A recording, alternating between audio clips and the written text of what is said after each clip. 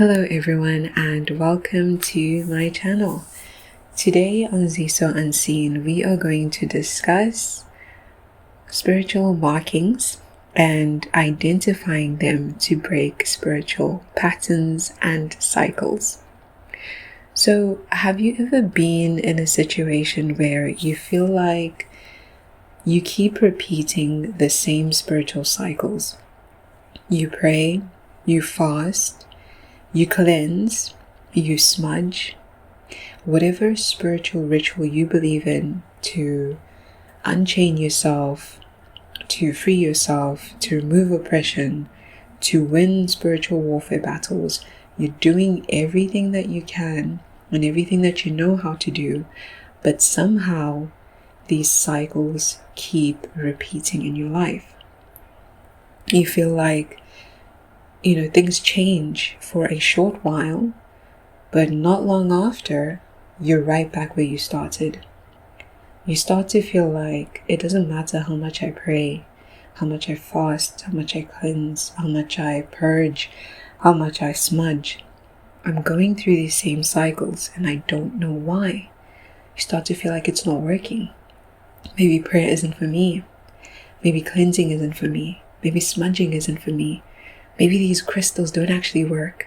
Maybe that lady was crazy and all the stuff she gave me, it's not working. That book didn't work. I read all the pages. I did everything.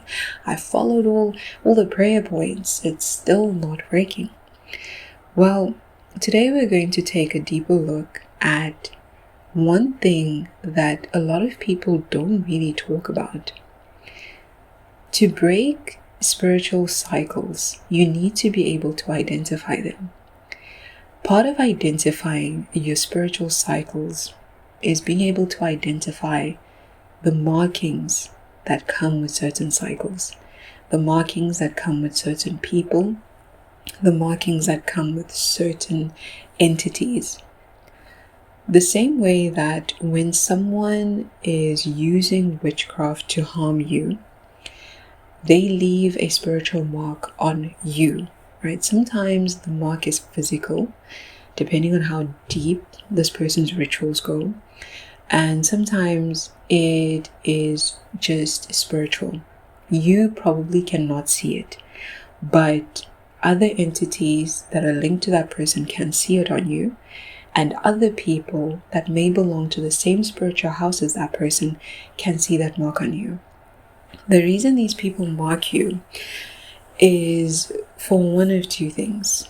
Number one, they mark you because you now belong to them and they need to be able to locate you at any point, at any time. Because remember, even curses have an expiry date, right? These things need to be renewed. Now, in order to properly renew this, right, even if I know your name and surname, I need to know your location. So what do? I mark you so that whatever entity I'm using can locate you when it is time to renew the curse we need to renew. And I can locate you in the dream space and do whatever it is that I want to do to you in the dream space, right? So that's how that works. The second reason is if by the off chance, right? Because remember, these people are very cocky and confident. They don't really expect you to be able to free yourself from their clutches. But if you do free yourself from their clutches and you undo everything that they had done to you, a lot of the times the marking they left on you might still be on you. And that is when you become vulnerable to other people that were like that person you were battling before. So other people who might worship the same entity, use the same power, practice the same type of magic, those people can then also identify you. So even if that person, the first person, no longer has full access to you anymore because you went and undid whatever they did, you still have a little bit of a mark left on you that other similar type entities and people can look at you and be like, oh, you were once marked by one of ours, right? So you're a target. And that's how some of these cycles keep repeating themselves, because you've beat that one, but now you still have this marking. And so now you meet someone else, some new person, or you go to a different place or something, and there's a spirit there, and it notices this marking on you. It's like, oh, you're marked by one of ours. This marking specifically says, you have a great destiny. I would like that destiny. And so now the cycle repeats. Now you've got a new person, a new spirit, or a new entity that is now after you. Now, even though they mark you, your intuition is constantly learning through your trauma. So those spiritual battles that you go through, there are things that you yourself pick up. The same way that they pick up marks left on you, you can pick up marks from those spirits and those people. And that is part of your defense system. Your intuition's defense system. It slowly builds itself. Every time you go through a spiritual battle, your intuition is learning. It's picking up things. So is your subconscious. So you have to be able to identify and also to know how to listen to your intuition and your subconscious in order to identify these markings on these people, because they marked you, but at the same time, you learned what their mark is, because they also have a mark. Because anyone who practices anything, right? If you practice praying or cleansing, anything good of the light, you embody that. The same happens for someone who's practicing dark arts, the occult. They start to embody that. So we all have a mark. Some people will call it an aura. And some people see it as more than an aura. They see it as an actual symbol on you. But we all have a specific mark of whatever it is that we practice and entertain. We start to embody those things. And when we battle with certain people, certain entities, go through certain cycles, through those traumas, those battles, those cycles, our intuition and subconscious is building up this encyclopedia of, oh my God, I know what this is. Oh, I know what this is. And you will receive the red flags to help you prevent these cycles from repeating. Okay. So let's get into it. Let's get a little bit deeper. The marks of spirit. So every soul carries a pattern, right? A language that's written without ink or sound. It's the record of what we faced. Kindness leaves warmth in our light, while cruelty etches faint shadows in the fabric of who we are. When a witch or anyone works with dark intention, fixes their energy on you, they press a mark into that fabric. It isn't a curse chained to your back forever. It's a memory. Your spirit files it away the way the body keeps the ache of an old scar. At first, you only feel the weight of it. The way air thickens around certain people, the way your chest hums with unease before danger shows its face. But with time and healing, the mark changes shape. It becomes recognition. You start to sense the fingerprints of the same darkness on others, the tilt of a gaze that hides envy, a tone too sharp to be casual, a presence that feels like cold metal beneath velvet. It isn't paranoia. It's wisdom, sharpened by experience. Your spirit has learned to read warning signs faster than your mind can form words. Now the reversal. The mark that once branded you becomes your shield. Every encounter that tried to break you instead trained your intuition. Now, when a shadow approaches wearing a friendly smile, you can feel the echo before it touches you. That is the reversal. The hunted becoming the watchful, the wounded turning into the guardian of their own peace. What's the purpose? Spiritual warfare is not an endless battle. It is education in disguise. You are not meant to stay angry at the ones who harmed you. You are meant to recognize the pattern so you never walk that circle again. So when your soul warns you, listen, step back, breathe. Cleanse your space, not with fear, but with certainty that you now know the terrain. That quiet knowing, that is how the marked one becomes the mark reader, how survival transforms into grace. Okay, so you can identify these patterns, right?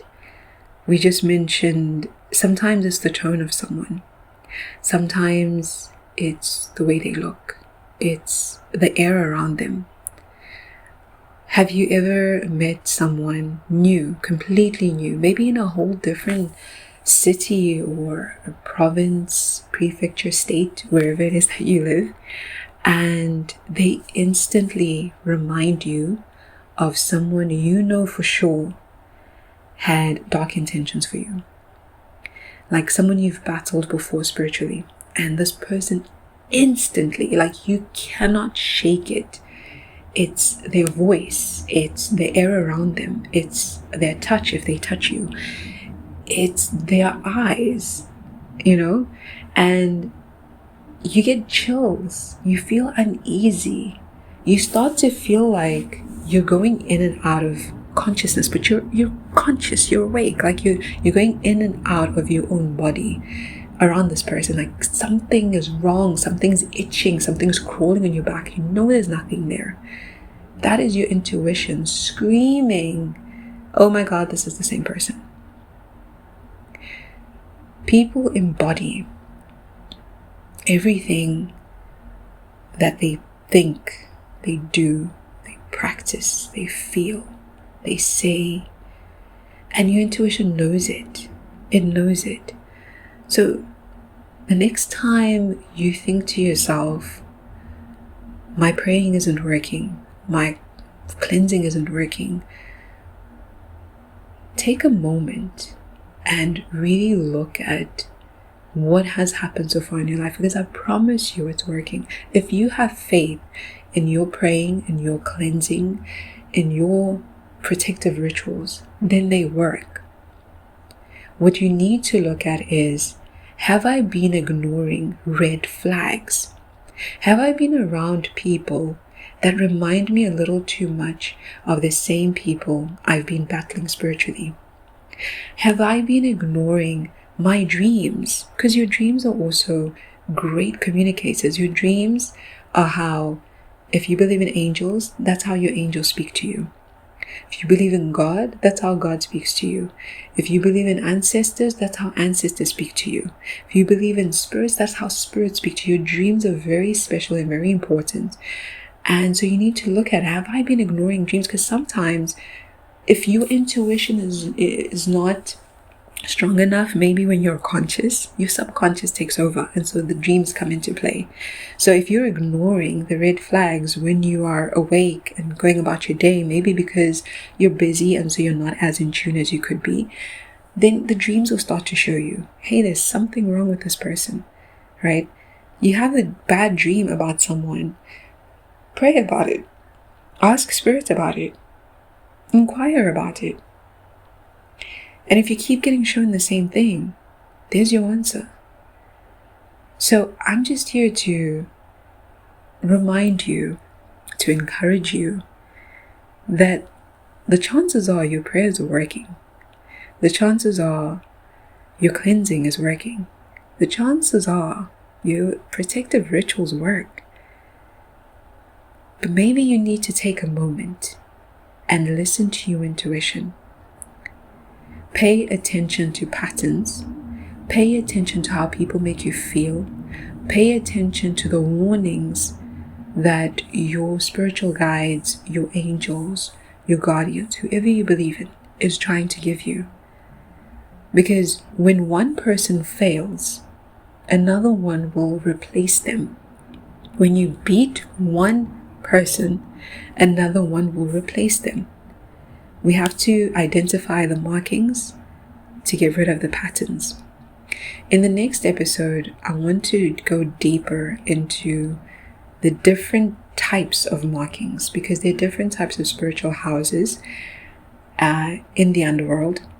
And if you are in tune enough, you could start to pick up where certain people belong, like which house they belong to. Knowing that can tell you what in your life this person would try to attack, right? So we're going to talk about the different types of spiritual houses, the different types of spiritual markings that show up, how you could possibly train yourself to identify those markings, and how to get rid of the markings that you still hold. That would be another episode. Right. Well, thank you for joining me. I hope you feel a little bit more encouraged that it's not you. It really is them sometimes. Thanks for joining me. I hope this was a little bit encouraging. And I'll see you next time. Don't forget to like,